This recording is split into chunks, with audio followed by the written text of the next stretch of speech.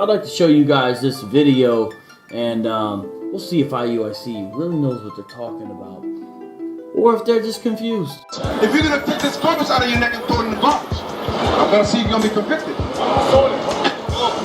Well, you can sell it, that's fine. That's okay if you sell it. But are you gonna keep it in your neck while I'm speaking, while the word is speaking? Come on. You're gonna take it out of the chain, but the chain doesn't move the chain.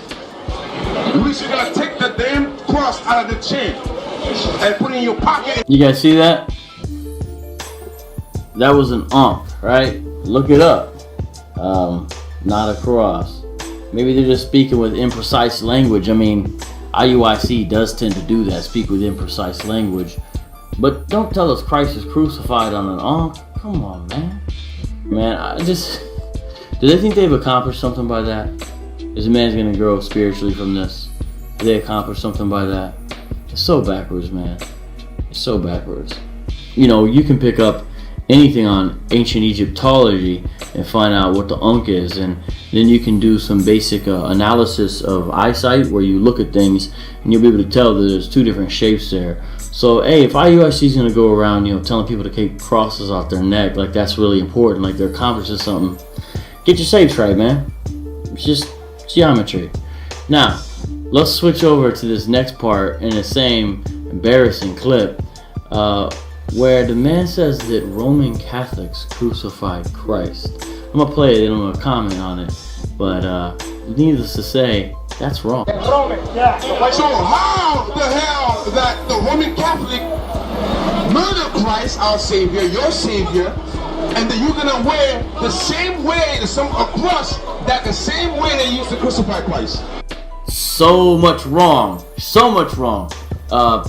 There was no such thing as Roman Catholicism in the 30s, around when Christ was crucified. That was a much later development. Roman Catholics, and maybe that's where the confusion comes from.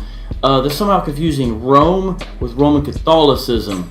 Pontius Pilate is kind of the guy who signs Jesus' death warrant in effect. He was a Roman procurator, right? And if you look at his religion, though, it would not say Roman Catholic. It would not say Roman Catholic, right? It might say Caesar worship or something else like that, you know. But it would not say Roman Catholic because that hadn't really been invented yet, is the primary reason. But also because it's hard for me to picture a Roman Catholic being responsible for killing Jesus Christ. There's a few reasons why. But just since we're in this era of confusion where they're confusing Roman pagan government with Roman Catholicism, just so everybody knows, Pontius Pilate did not actually fly planes, for example. Just want to clear that up while we're at it. One of the reasons is because planes had also not been invented yet, similar to the Roman Catholic Church. So Pontius Pilate was not a Roman Catholic, and the Roman Catholic Church did not kill Jesus Christ. Now, stop right there. And remember, he specifically said that symbol around your neck is what they used to kill Christ with. Again, that's an Ankh. They look different because they are different. Guess what? By the way, that was just not Christ that was crucified. Remember, when he was crucified, he had two people next to him. And of course, also, that was a way of killing the Israelites back then. Did you hear him say that was the way they killed Jews, as if it was sort of a specific Jewish kind of killing device? Let's look at that for a second.